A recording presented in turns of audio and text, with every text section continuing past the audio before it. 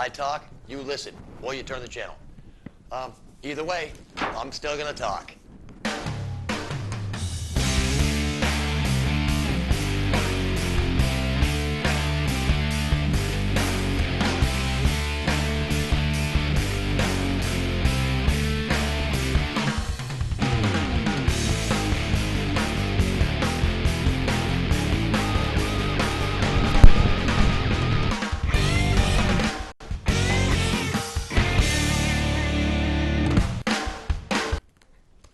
Welcome to Unfiltered.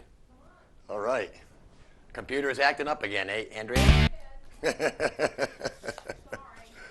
That's all right. Don't worry about it. I still wasn't ready. I got stuff all over the desk that's not supposed to be here. That's all right. Well, we will start tonight by, well, first of all, wishing Tarzan a happy birthday. 52 years old today. And Lee says he doesn't look a day over 50. Actually, Tarzan looks really good for 52. I can't believe it. More big news. Apparently, Wednesday night, the cops all ran down to Brittany's house and dragged her to the mental institute again. And just one more evening of news for us to watch and enjoy, you know, other than stuff about the war.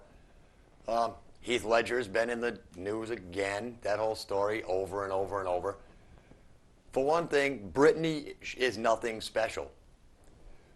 There are millions of mothers who don't give a crap about their kids and abandon them and just act all crazy. What she is, she's a little kid who got too rich, too fast, and she couldn't handle it. Oh well, what can you say? I mean, on and on and on. Let's pay attention to it. Why not? Let's pay attention to some local mothers like that, see if we can help them. You know, there's mothers all over the country that just give up on their kids. And the whole Heath Ledger thing, again, because of the fact that he was a movie star and he died at a young age, we're going to hear about it and hear about it and hear about it and hear about it. And every little juicy detail about his life will come out now. USA Today this week, I've got a list. Start with James Dean, 24 years old, died in 1955. Way too young. Marilyn Monroe, 36 years old, died in 1962. Jim Morrison of The Doors, 27 years old, died in 1971. Janis Joplin, 27 years old, died in 1970. Jimi Hendrix, 27, died in 1970. Three people that were 27 years old died in 1970 and 71. Those three right there. John Candy, 43, a little bit older. He died in 94. Tupac Shakur, the rapper, died in 1996 at 25. Buddy Holly at 22 in 1959. River Phoenix, 23 in 93.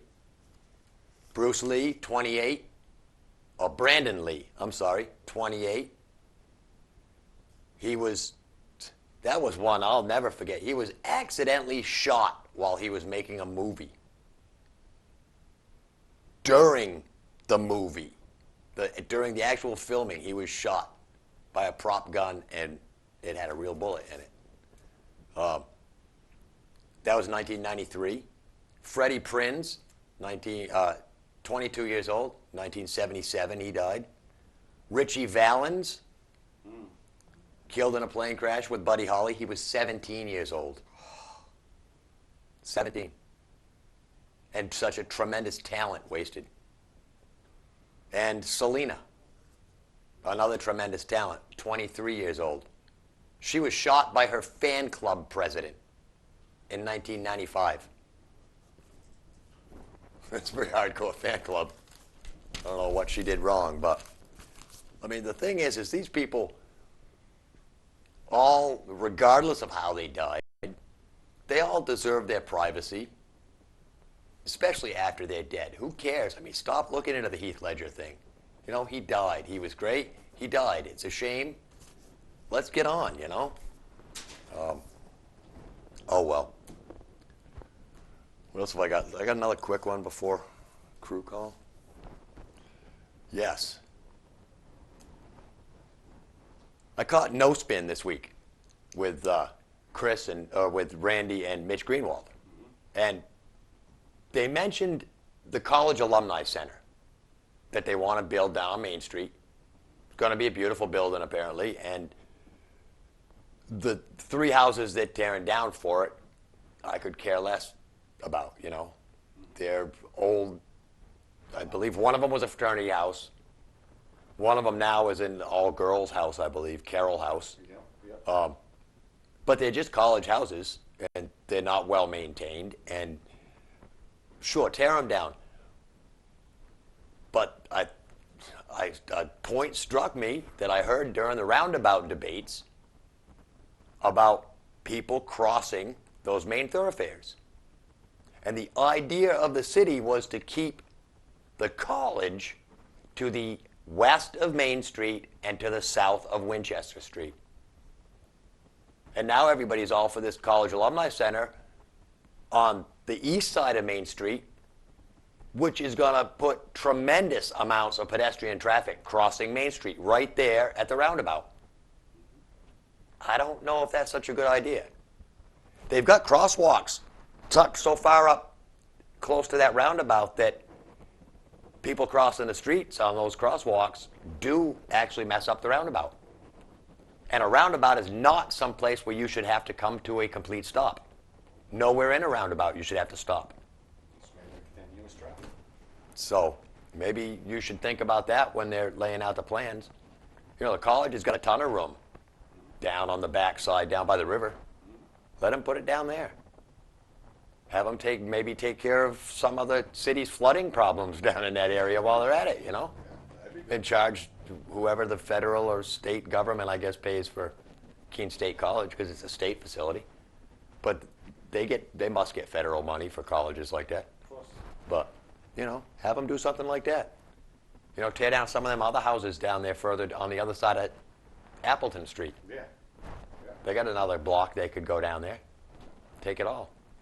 They've got all the new fields out on Criff Road. They could use some of their fields, some of their old field space. They got 4 houses down there they can get rid of and put the thing right down there. They got all. Pondside. Oh yeah, they still got houses down there at Pondside, land at Pondside they could use. But yeah, so anyway, I don't know. But so that's pretty much, I don't know. I guess the Keene news, the local stuff I wanted to get to before crew call, because I got some. I'm going to push this kind of forward, kind of quick tonight, because we've got a short crew, and I've got a great story for later. You're short and round, actually. I'm jolly too. On camera 1 is Mike. Short and round. And jolly. And jolly. You won't be jolly when you head down into the bunker tonight. Tarzan's been a little itchy. You might want to take him coffee. In the booth is Bruce and Andrea. How you doing out there tonight, Rick? Not bad, Bruce. I finally beat my video game, brother. Awesome. Yeah. Well, only the easy level. Oh, just on the easy level. Yeah, I started the next level up earlier today. Still got you whooped on the Need for Speed Most Wanted, though. I'm up to 6. I did beat that chick that's number 7 last night, too. So you're catching me. Both races, yeah. Yeah. Awesome. She's had a nice car, too. I got that baby. So what else is going on tonight, Rick? Oh, I missed 60 Minutes this week, and I meant to tape it and watch it, but I missed it.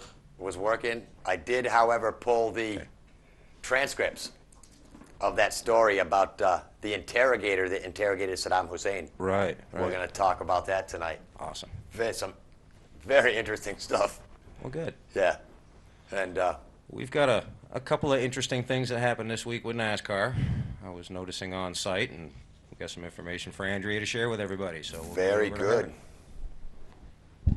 Yes, and poor Bruce had to do the work last night because I was down and out with a real bad dinger of a headache. So I do appreciate it.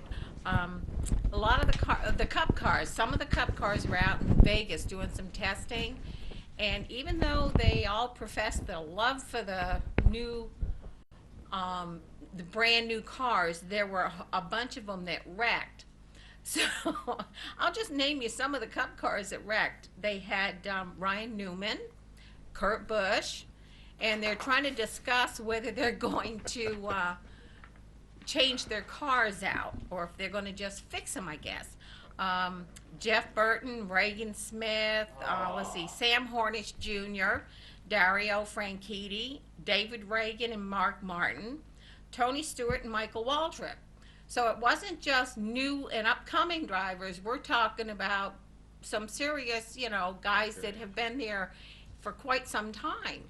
So I guess the new Cup car that they're going to be driving all year long is still giving them some issues. But anyways, couple other little tidbits is that Richard Petty, who has won the Daytona 500, I believe they said 7 times. He's also a 7-time Cup champion.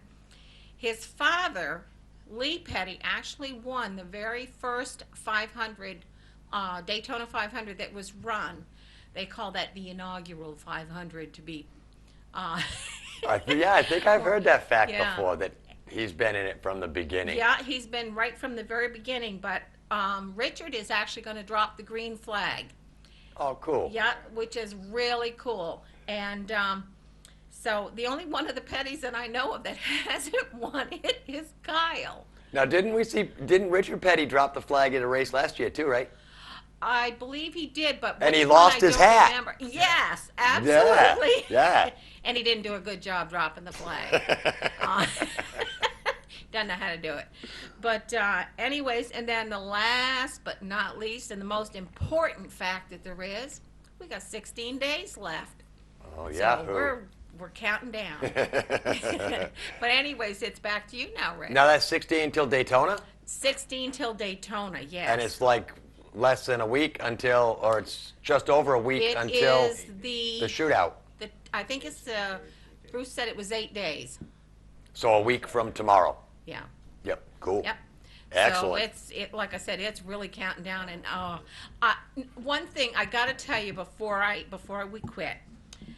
The other night, Bruce got home from work, and I was watching the 1998 Daytona 500. I personally think it's the best one ever run. It's the one where Dale Earnhardt Sr. won it. And I'm serious, the man has been gone for several years now, but he spent 20 years trying to win that thing. I sat there and my feet were going, the chair was rocking, I was chawing on my finger, and when he won that race, I cried like a baby again. You can't help it. It is the most touching thing. So any one of you, just gear up for the new one coming up, because we're going to see some good driving, I think. Yeah. I think we are. Yeah. It'll be fun. But anyways, now it's back to you, Rick. Thank you, Andrea. All right, Mike, if you're done shooting into the booth, then you're the only guy here, so you might as well take off and head for the bunker. Okay, see you guys. And take Tarzan some coffee. I will. All right, thanks. Got a piece of birthday cake, bro? We didn't get him a cake, man, but don't tell him that. Okay. I'll take him out to dinner next week or something. I got the book of useless information out. That's right, because coming up on Tuesday, Super Tuesday. So everybody everywhere is going to be voting and putting down who they want to run the country next. So here's some more presidential facts, seeing as how I got cut short last week with presidential facts. Oh, I don't know exactly when this was. They don't give me much information in here, but David Rice Atchison was president of the United States for exactly 1 day. I don't know who he is. He might have been the guy that stepped in while one of the presidents had the hemorrhoid operations or something. Had the colonoscopy, went down for a day, so somebody has to sit in. I'm pretty sure, I don't know. Thomas Jefferson anonymously submitted design plans for the White House, but they were rejected. And he was actually the first president that was inaugurated in Washington, D.C. Oh, I said that one. The longest inauguration address by a U.S. president was by William Henry Harrison. It was 1 hour and 45 minutes long during an intense snowstorm. And he died a month later of pneumonia. That's what he gets. John Tyler had 15 children. This is John Tyler was a president, for any of you youngsters that haven't studied that far back.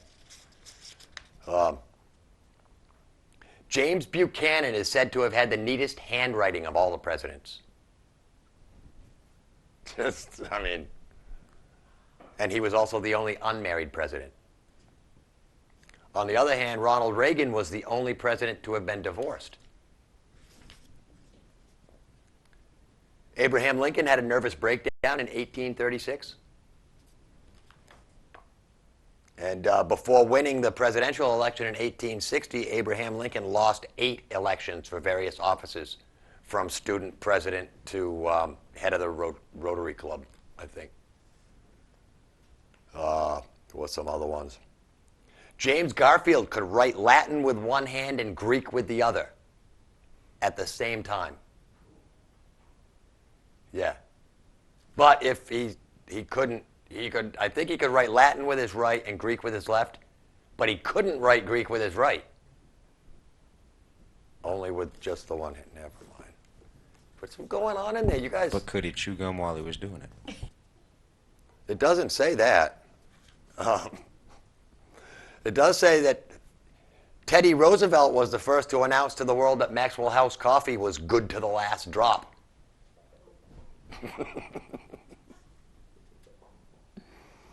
Woodrow Wilson wrote all of his speeches in longhand, and he was the only president who has held a PhD. Yeah. Oh, this is a good one. When First Lady Eleanor Roosevelt received an alarming number of threatening letters soon after her husband became president at the height of the Depression, the Secret Service insisted that she carry a pistol in her purse. Yeah. John Kennedy could read 4 newspapers in 20 minutes. Pretty cool. An interesting one. Pluto, the astrological sign for death, was directly over Dallas when JFK was born. Yeah, if you're into that kind of thing. Nixon's favorite drink was a dry martini. Jimmy Carter can read 2,000 words per minute, a speed reader.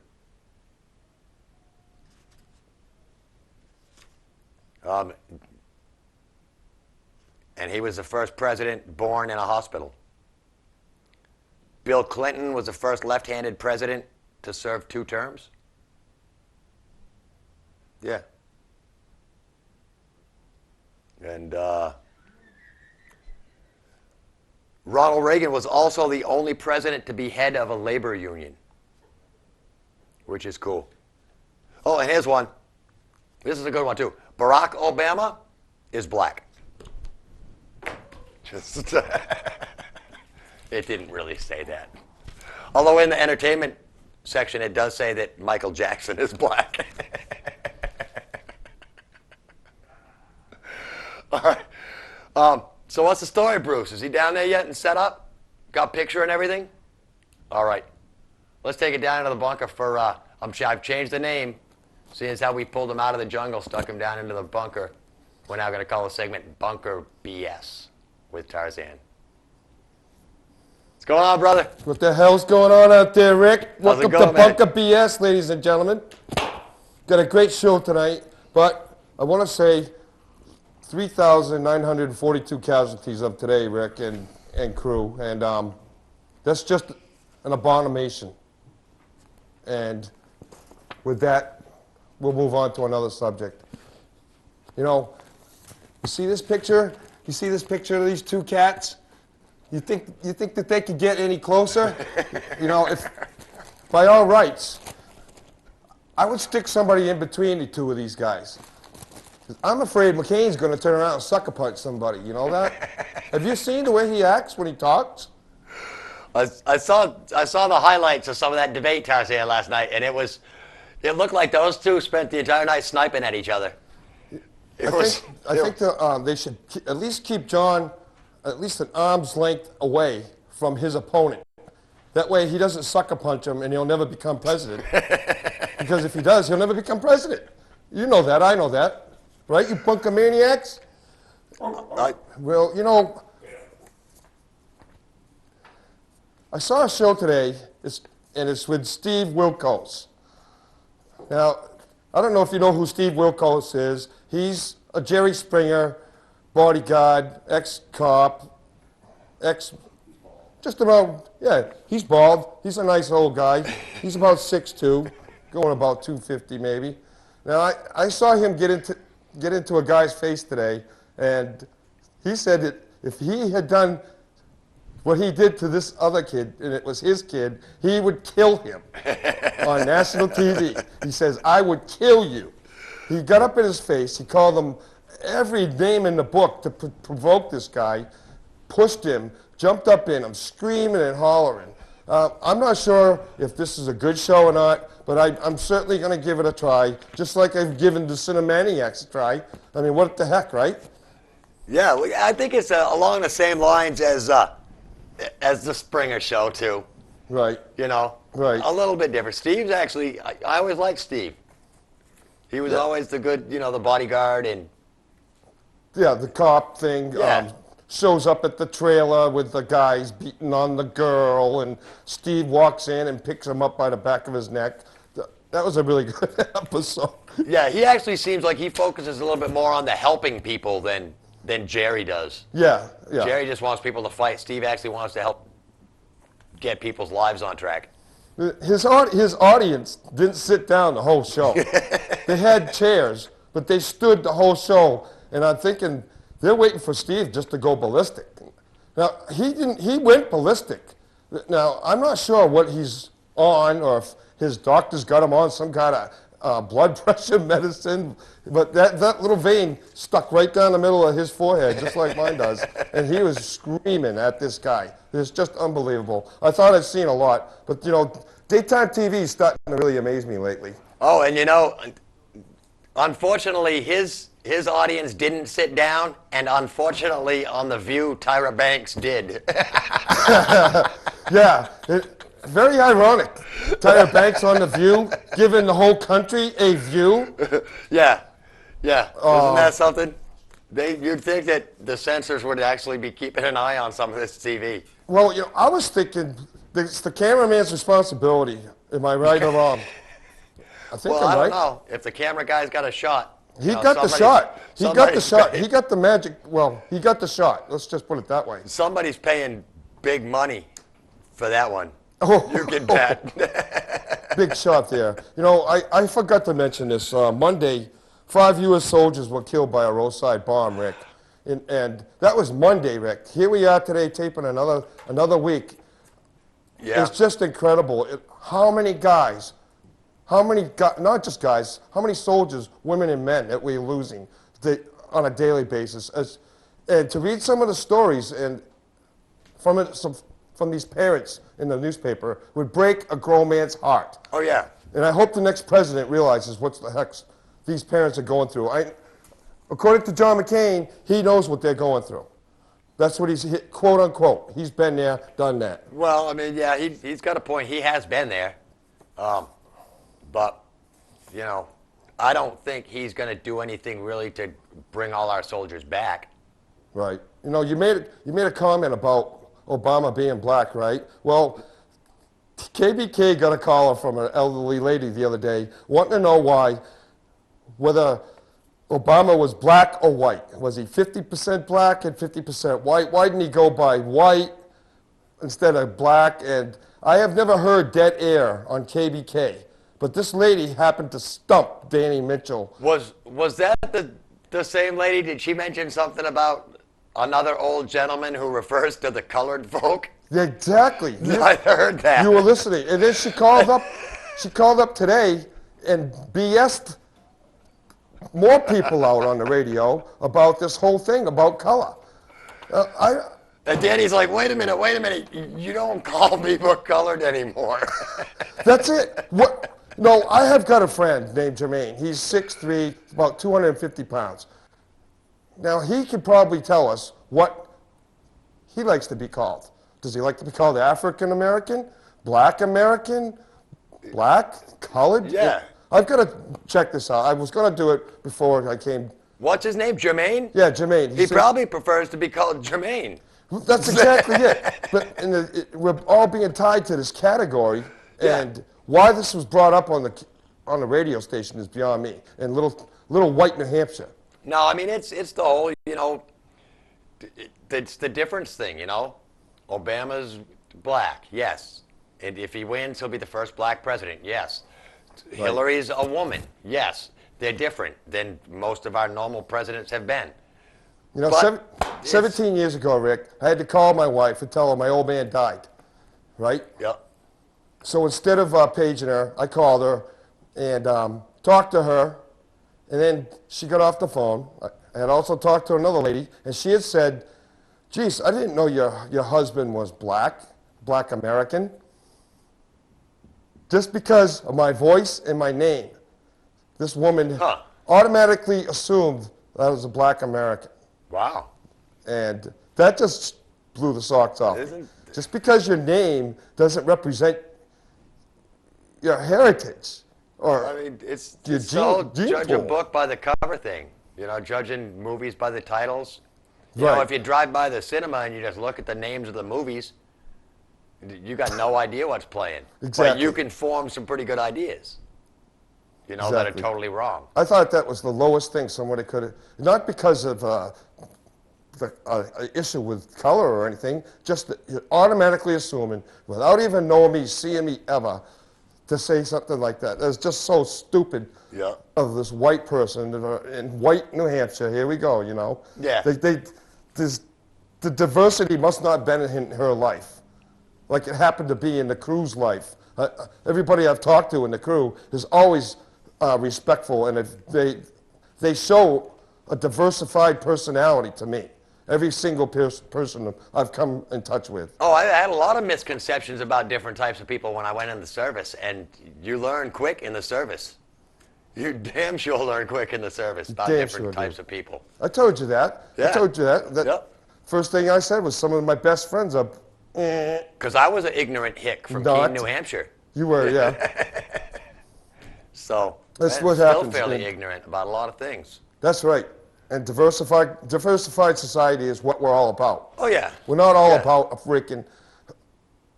I didn't know your husband was black. That just was a shocker for me. I don't know if you brought up Heath Ledger tonight or not.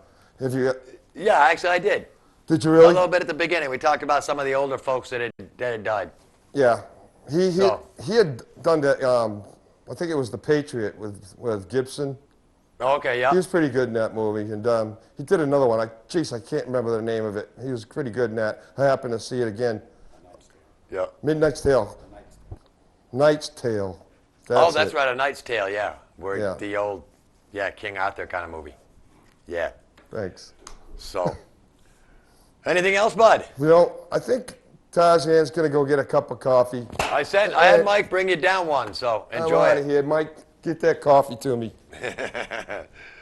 All right. Yeah. I don't know. That Tarzan's going to have the number every single week at the beginning of his segment. He's going to say the number, and unfortunately, I believe the number is going to keep going up, and the Dow Jones is going to keep going down. So that shouldn't work that way. All right. Let me get a couple quick ones in. This I found, I'm just amazed. I was amazed when I drove truck and we hauled some FedEx loads, and the fact that these days when you send a package or when you order something through the mail, you can go online and track it. Everything has a tracking number with it. Well, here it is. Domino's Pizza is going to start online pizza tracking, where you'll be able to order your pizza online and track it online. Says it's going to be accurate to within 40 seconds.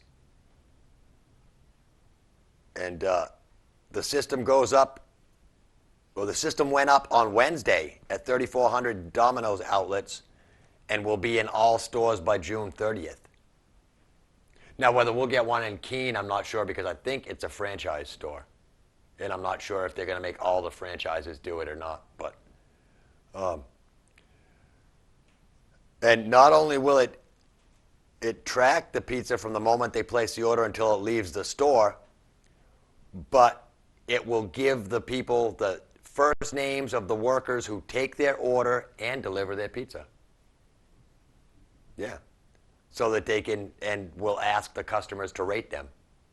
Probably like these little coupons you see on the back of your sales receipts, or at restaurants and stuff.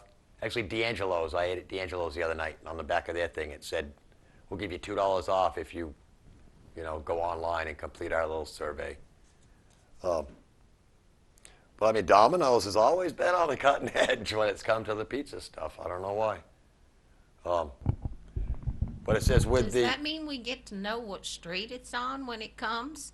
That's Maybe. if we order from Domino's, but we don't. Maybe. Domino's says plenty of their customers are, it's an emotional roller coaster when you order. Customers wonder, did they get my order? Are they taking care of me, and will it show up?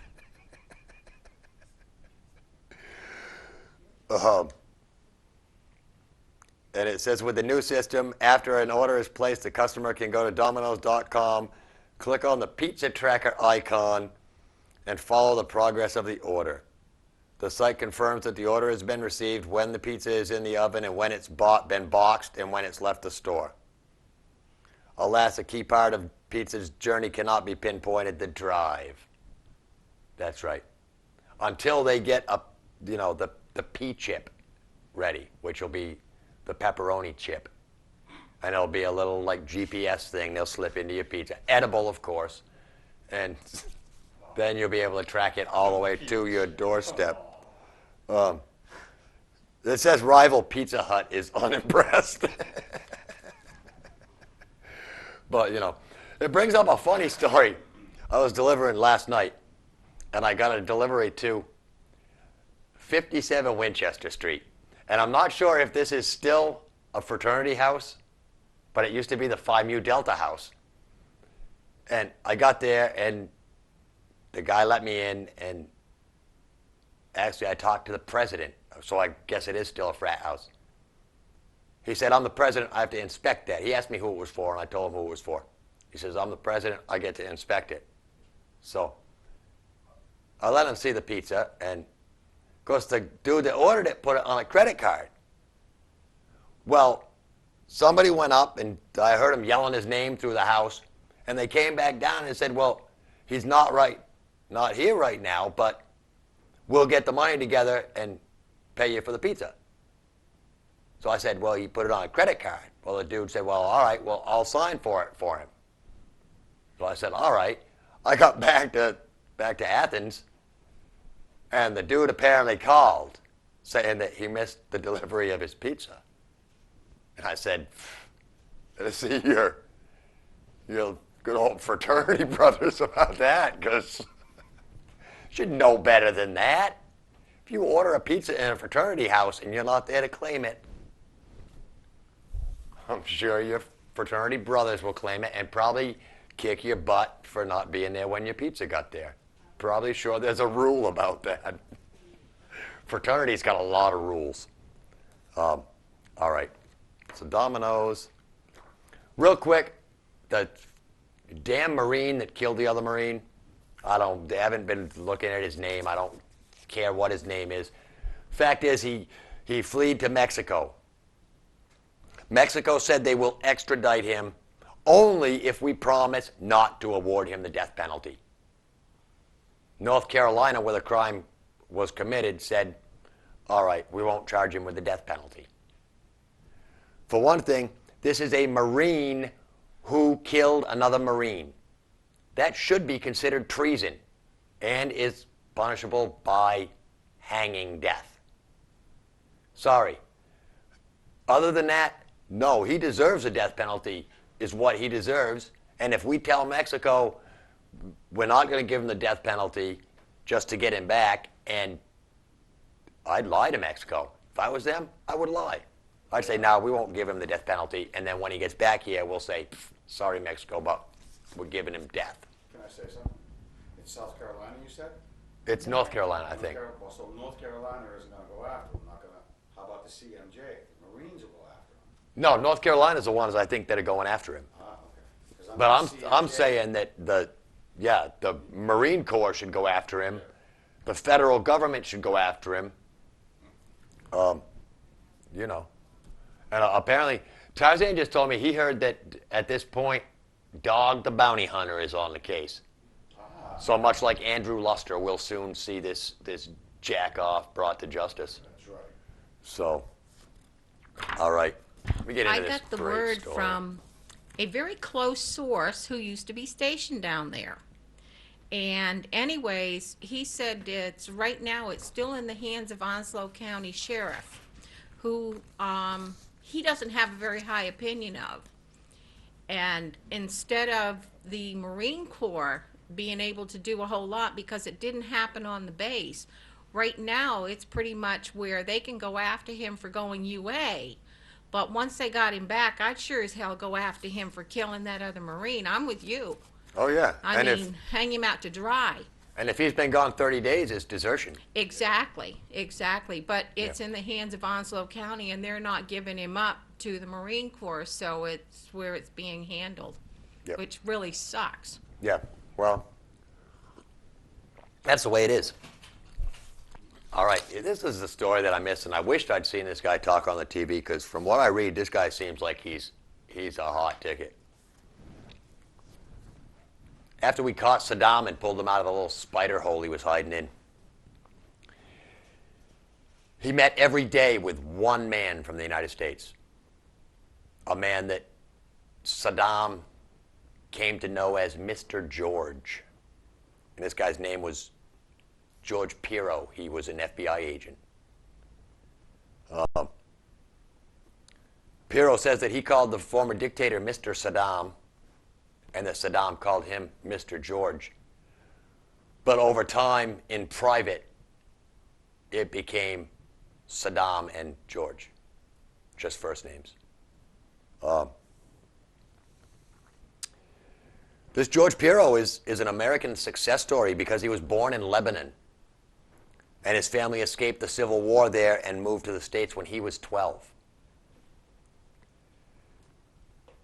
Apparently, he got his citizenship and enlisted in the Air Force. He became a policeman in California, went to night school to earn the college degree required to apply to the FBI. He'd only been an agent 5 years and was chosen for the assignment because he was native Arabic. And the FBI thought that Saddam would identify with a young Arab man on his way up. So, Mr. Pirro's first trick was to make himself appear more powerful to Saddam than he actually was. What's he doing? You didn't follow your list, you're all messed up. You did your whole list backwards, so the card's useless. Thank you. I tried to fling it like you do, but it hit the window. I put junk, didn't I?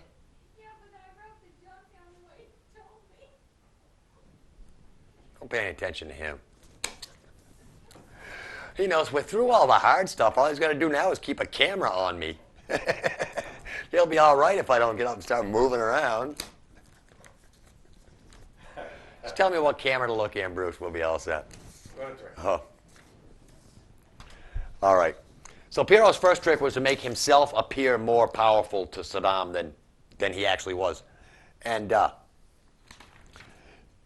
he made Saddam think that he was answering only to President Bush. And he says Saddam thought that he was in direct contact with President Bush, but in reality he never was. But Saddam wouldn't have guessed because Pirro and the guards rehearsed all these little things. And at times Piero would yell out some instructions, and all the guards in the place would snap to, like he was King Turd, you know? And really put on a show for Saddam. You know, like, this is the man that's in charge, and everybody knows he's in charge. Piero told Saddam that he was basically going to be responsible for every aspect of Saddam's life from that point on. And anything that Saddam needed or wanted, Saddam would have to go through him. Plain and simple, that was the way it was going to be. That was the relationship. So Mr. George controlled the baby wipes that Saddam loved so much, that he used to clean his cell and wipe his fruit with. Saddam wrote poetry every day, but Mr. George controlled the pen and the paper. And in a cell with no windows, Mr. George had the power over day and night. He said they had the guards remove all their watches. The only person in the place that wore a watch was Mr. George. That way, Saddam had to ask what time it was. And that was critical, you know. He says it was very evident to Saddam because I was wearing the largest wristwatch you could imagine. And it was just the act of him asking for the time was critical in their plan. And Piero says no coercive interrogation techniques were used, like sleep deprivation, heat, cold, loud noises, or waterboarding.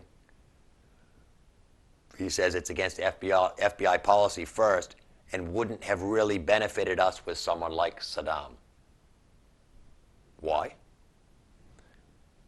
Saddam clearly had demonstrated over his legacy that he would not respond to threats or any type of fear-based approach. Saddam was a strong man. So this reporter from 60 Minutes asked him, how do you crack a guy like that? And Piero said, time. Months of time. And Piero manipulated Saddam, creating a relationship based on dependency, trust, and emotion. He alternated between acts of kindness and provocation. He'd jar Saddam with video, including pictures of his fall and the pulling down of his statues. Force him to watch that. Piero says he wanted him to get angry. And that you have to take him through the various emotions. Happy, angry, sad. And that when you have someone going through all these emotions, they're not really able to control themselves. And they're more vulnerable during the interrogation. He talks about the invasion of Kuwait and the fact that the invasion back in 1990 was actually triggered by a personal insult. That's what Saddam flew off the handle over a personal insult. On top of the fact that Saddam accused Kuwait of wrecking Iraq's economy by stealing oil and demanding repayment of loans. But something was said. Saddam sent his foreign minister to meet with somebody, and there was some remark made about the Kuwaiti people not stopping what they're doing until every Iraqi woman was turned into a $10 prostitute. Saddam flipped. Maybe rightly so. But it said Saddam didn't like President Bush. Piero said he would have liked meeting President Reagan. Saddam thought Reagan was a great leader and an honorable man. And he liked President Clinton. But he didn't like President Bush, the first one or the current one.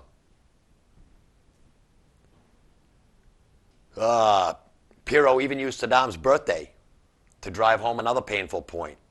Because in 2004, no one celebrated his birthday on April 28th. So the only one that really knew and cared was us, Piero said. So Piero brought Saddam cookies and said happy birthday to the man. Like he was the only one that cared. Cool, huh? Yeah. Are you ready to talk yet? He asked him a bunch of questions. And Pirro even supplied Saddam with seeds and a little plot out back of the cell where he could start a little garden with his bare hands because they wouldn't let him have tools. But Pirro and Saddam would sit in the garden and talk. And they said they took walks in the tiny garden, and what flowed was a series of revelations. First, how could U.S. forces have missed Saddam when he was the chief target of 50 airstrikes in the shock and awe campaign? This is one of the things that Saddam was real proud of, because he said he was actually at one of the locations. And he said it kind of braggingly. And he was there, but they missed him. He told Pirro that he changed the way he traveled. He got rid of his normal vehicles. He got rid of the protective detail he traveled with, really just to change his signature so he would be much harder to identify. Pirro asked him about the use of body doubles. We're all talking about body doubles. Saddam said no, he never used body doubles. He couldn't use body doubles because no one could fit the role of being Saddam's double. How arrogant is that? Very arrogant. The reporter asked Pirro if Saddam appreciated, if he knew that Saddam appreciated how well Pirro got to know him. And Pirro said he thought that Saddam appreciated it because he told Pirro that Pirro knew him better than his own sons. Because Pirro actually spent more time with him than his own sons had as adults. So Pirro established complete control. But Saddam had one act of defiance left in him. He staged a hunger strike. And he didn't eat for 5 days. But eventually Pirro convinced him to eat. But Saddam wrote poetry, like I said. And the reporter asked Pirro what he thought of the poetry. Pirro said most of them were actually terrible. And he says, some days I thought I don't get paid enough to listen to them. But Mr. George didn't tell Saddam that. He told him they were great. They were the best poems he ever read. And with all the flattery, Saddam began to boast that he wrote all of his own speeches as well. And that was the turning point, right there.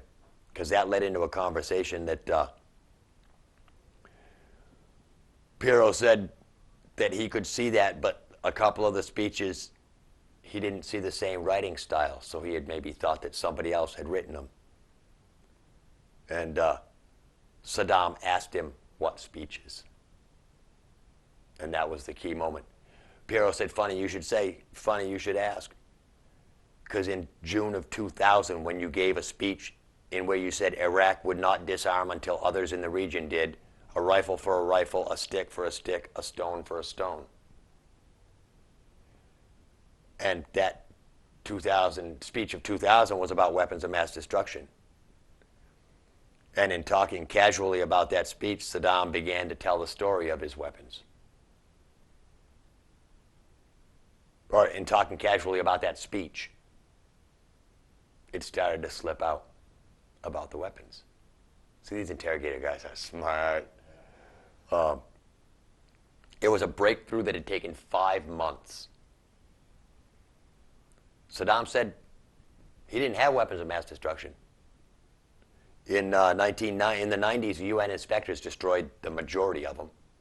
And what hadn't been destroyed by the UN inspectors, Saddam ordered be destroyed himself.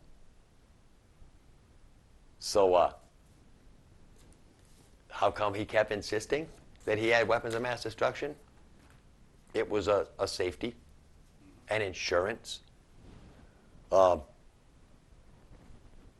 He thought that, plain and simple, he thought if everybody knew he didn't have weapons of mass destruction, Iran would invade him again. I mean, he'd already gotten his butt handed to him for 10 years, or 8 years, I guess. 8-year war with Iran. That pretty much we started, I guess, back then. But yeah, he figured that Iran would invade if they knew that he didn't have weapons that could wipe them out.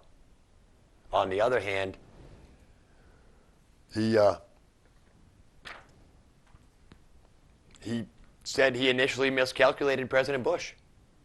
And he didn't think that the United States would actually come onto their soil. He figured it would be another, what was it, Desert Fox. Is that the one? Operation Desert Fox, which was a 4-day aerial attack. And Saddam figured he could just weather that out. But they invaded, and once it was clear, he knew that his armies couldn't win. He said that in the interrogation. He said he told his military leaders and senior government officials all they had to give him was 2 weeks, and at that point it would go into what he called the secret war, which was going from a conventional to an unconventional war. Apparently he was somewhat of a military history buff, and he knew what worked in Vietnam. So anyway, it went on. He talks about his sons, and at one point, Pirro asked him about Uday, the rapist murderer's son, and pressed him until Saddam didn't want to hear anymore. And I guess Saddam told him to stop asking him those questions. And he basically said, you don't get to pick your kids. You're kind of stuck with what you get. He thought that Osama bin Laden was a fanatic and was very wary of Osama bin Laden, because Saddam says you really can't trust fanatics. But no, he said he didn't want to be seen with bin Laden and didn't want to associate with bin Laden. All right, what else have we got? He doesn't understand, Saddam never understood how our government worked, because he couldn't understand why we re-elect our president every 4 years. But he went on to say that he actually wanted to eventually go back into weapons of mass destruction, discovering them, building them, and whatever, if he had had the opportunity. The thing that got me was it says,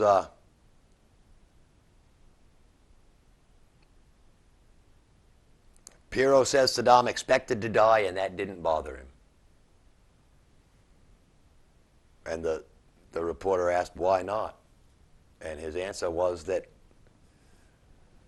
Saddam's answer was that he was 67 at the time and he had lived longer than the average Arab male had lived in the Middle East. So he considered he'd had a wonderful life, got to be the leader of the cradle of civilization, and in his opinion, of course, had a significant impact on that country, the region, and the world. So he wasn't bothered by having to face death.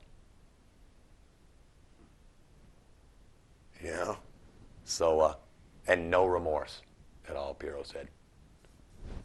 So, anyway, yeah, that's, I wish I'd seen it. I'm going to have to see if I can find the video replay or something, but yeah, very cool, very cool. What else do I got? Super Tuesday, Marine in Mexico. February's here. Do a couple minutes about February, because February is the time. We've been through November, we've been through December, we've been through January, and it hasn't been that bad.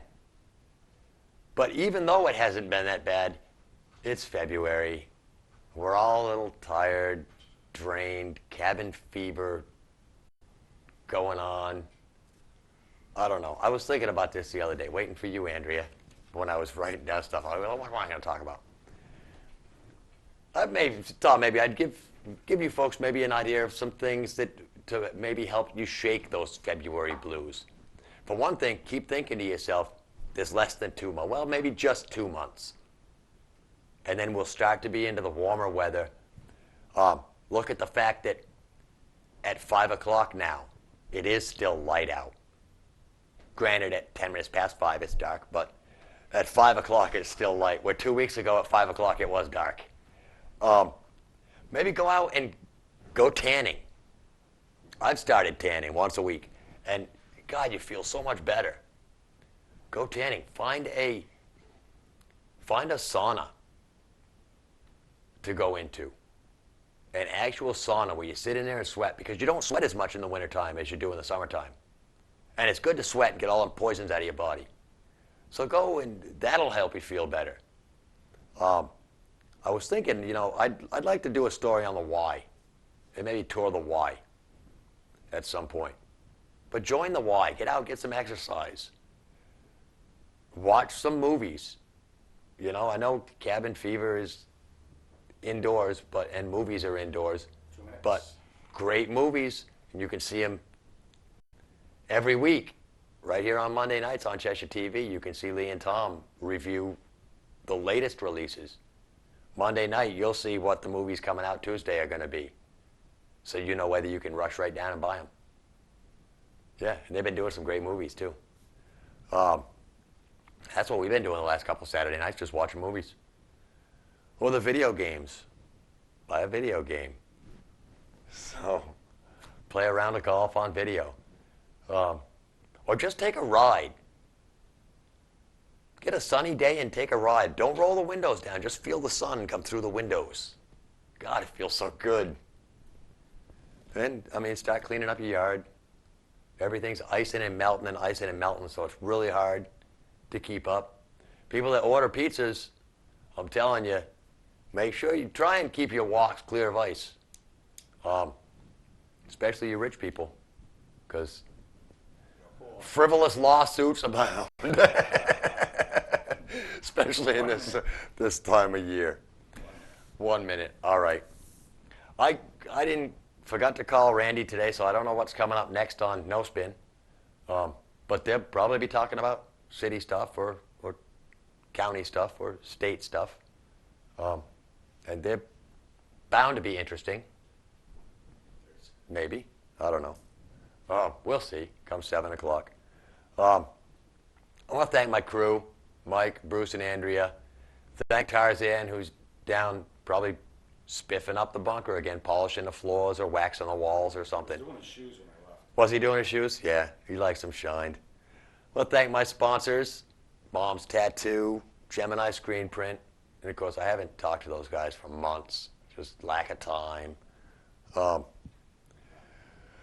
want to thank everybody for watching. Tune in next week, and I'll have more useless junk for you. Till next week, peace. That's one of the latest things I've ever